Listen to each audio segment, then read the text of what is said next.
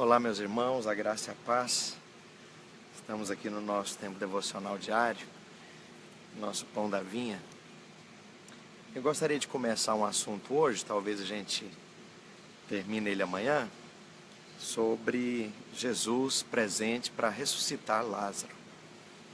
Eu gostaria de ler com você aqui o Evangelho de João, capítulo 11.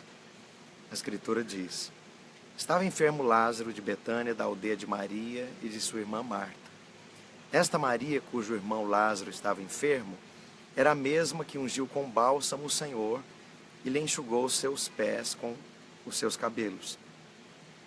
Mandaram, pois, as irmãs de Lázaro dizer a Jesus: Senhor, está enfermo aquele a quem amas.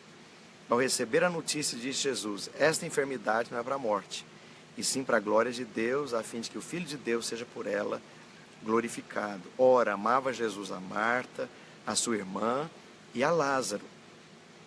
Quando, pois, soube que Lázaro estava doente, ainda se demorou 2 dias no lugar onde estava. Depois disse aos seus discípulos: Vamos outra vez para a Judéia.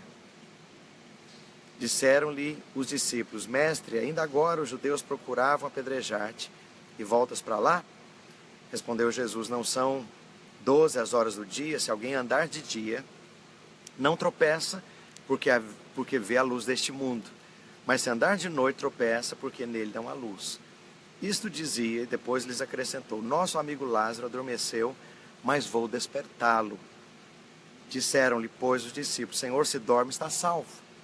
Jesus, porém, falara com respeito à morte de Lázaro, mas eles supunham que tivesse falado com respeito ao sono. Então Jesus lhes disse claramente: Lázaro morreu. Incrível. Nós temos aqui uma família, era uma família de pessoas que tinham algum dinheiro. E é fácil a gente concluir isso pelo tipo de oferta caríssima, especial, única, que Maria derrama sobre Jesus o dia que ela derrama aquele óleo de bálsamo no nardo, e ela quebra aquele pequeno vaso com o bálsamo e derrama sobre Jesus. Aquilo era algo caríssimo, perfume era algo extraído com muita dificuldade naquela época, não era tão simples quanto hoje. E a outra coisa é que normalmente Jesus permanecia ali, Jesus repousava naquela casa, era gente amiga. Agora lembra que não era Jesus apenas, era Jesus e mais 12 homens. Então tinha que ser uma casa muito grande, para ter cama para todo mundo, para dar comida para todo mundo, para acomodar todo mundo. Não penso que fosse um lugar pequeno. Então era uma família de posses. E a Bíblia diz claramente que havia 3 pessoas naquela casa: Lázaro, o arrimo de família, o irmão, e certamente por conta daquela cultura, ele era o responsável pelas irmãs. E as 2 irmãs, Marta e Maria. Você vê muito claramente a Escritura, em outros momentos, dando testemunho acerca de Maria, que Maria adorava, que Maria era uma pessoa profundamente apegada a Jesus, apaixonada pelo Senhor, que tinha uma atitude liberal em relação à oferta. A atitude linda dela de derramar aquele perfume sobre Jesus revela essa atitude desprendida dela. Era uma pessoa extremamente envolvida com o Senhor, no coração, entregue, devotada ao Senhor. Por outro lado, você vê Marta, que na mesma ocasião está cuidando das coisas. Alguém tem que fazer comida para esse tanto de homem, para esse tanto de gente aqui. Alguém tem que arrumar as camas, alguém tem que ir lá mandar que se comprem as comidas, alguém tem que resolver as coisas. Não é possível todo mundo parar tudo para ficar adorando. E essa era a atitude de Marta. Agora você vê uma terceira pessoa, um terceiro personagem aqui, absolutamente mudou. Lázaro não adora, Lázaro não dá oferta, Lázaro não se ajoelha diante de Jesus, Lázaro não quebra o vaso de perfume, Lázaro não está preocupado com os afazeres. Você não vê Lázaro abrir a boca para dizer oi, nem bom dia, nem boa tarde, nem como vai, Jesus, nada. Ele está presente. É uma pessoa incógnita. Não dá para falar muita coisa acerca desse Lázaro. Agora é interessante, você vai perceber que a Bíblia diz claramente que Jesus amava Maria, Marta e Lázaro. Você vai perceber que no contexto desse texto inteiro de Lucas, de João capítulo 11, Jesus vai a Betânia não por causa da adoração daquela adoradora intensa, profunda, devotada. Jesus também não vai por conta do trabalho árduo, da atitude focada, da liderança proativa, prática, objetiva de Marta. Jesus vai exatamente por esse que a Bíblia não relata literalmente nada acerca dele. Jesus vai ali por causa de um defunto de 4 dias. Jesus vai ali por conta de alguém que era inexpressivo. Novamente, diante daquilo que a gente tem compartilhado, você vai perceber o amor de Jesus por aqueles que às vezes não frutificam tanto, ou não frutificam coisa nenhuma. Você vai perceber que Lázaro estava doente dentro da igreja. Isso é, família inteira amiga de Jesus. Gente, era Jesus. E Lázaro fica doente e morre.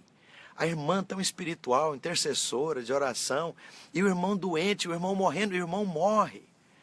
Sabe, as pessoas podem ficar doentes dentro da igreja. As pessoas vão ficar doentes dentro da igreja.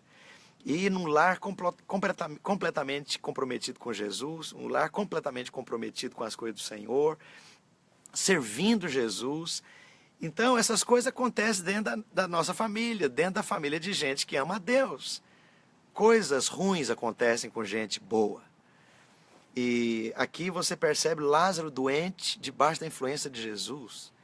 Lázaro adoeceu debaixo de uma família completamente comprometida com o ministério do Senhor.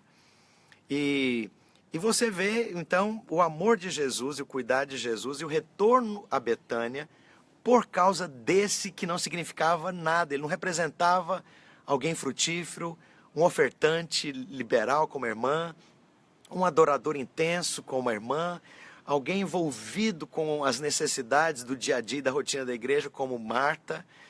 Ele não representava coisa alguma do ponto de vista bíblico, não há nada a ser dito acerca de Lázaro. E Jesus vai lá para alguém, e Jesus para tudo, e Jesus se expõe diante dos judeus, correndo risco de vida, por alguém que não frutificou, alguém que não liderava a célula, alguém que não era da linha de frente, alguém que não estava muito disponível, alguém que não era muito comprometido, nem intenso, nem apaixonado. Sabe, nós muitas vezes medimos as pessoas pelo nível de retorno que elas vão dar para nós. Nós medimos as pessoas com o nível de retorno financeiro, de resposta na liderança. Gente que não responde muito na liderança, a gente larga para lá. E não é o que Jesus faz, né? Isso é muito claro aqui. A gente muitas vezes mede as pessoas não pelo significado delas, mas pelo resultado delas. A gente mede as pessoas não por aquilo que elas representam, mas por aquilo que elas podem dar, fazer, render ou oferecer. E isso é triste, porque ao fazer isso nós deixamos de ser igreja. A gente se torna empresa. E isso é uma coisa muito séria, porque tem que ser visto no longuíssimo prazo. Qual a comunidade que nós edificamos, né? Numa célula, no tipo de igreja que nós estamos edificando e construindo. O dia que você não for mais útil, as pessoas vão te amar. O dia que você não puder ser mais frutífero, as pessoas ainda vão te amar.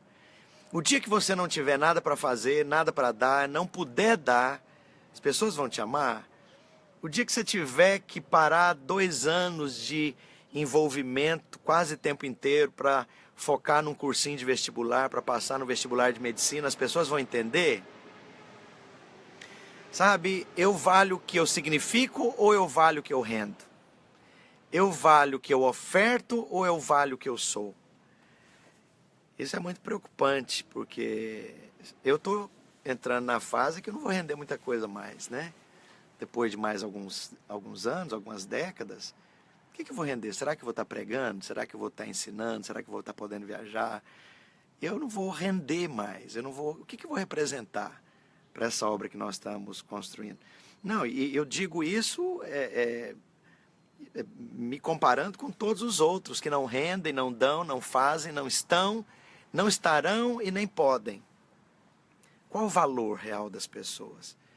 Jesus volta a Betânia para cuidar de alguém dos de um talento, que a gente pode dizer que esse Lázaro que era desse de um talento, porque você não vê nada dele.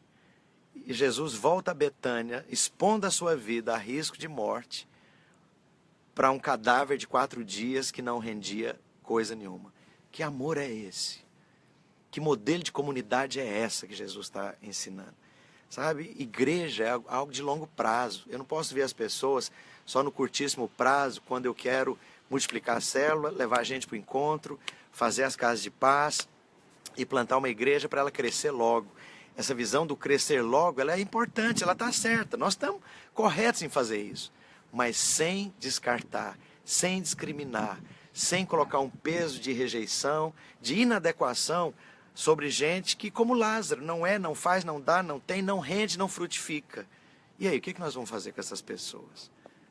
A Bíblia diz que Jesus amava Maria, e amava Marta, e amava Lázaro. Que a gente possa amar Lázaro. Nossa igreja está cheia de Lázaros. Gente que não tem mais o que render muito, gente que agora está ali, vai ocupar o banco, vai encher o banco. Que a gente possa amar, como Jesus amou Lázaro. Tenha um dia abençoado, um dia alegre. Deus abençoe a todos, estamos juntos.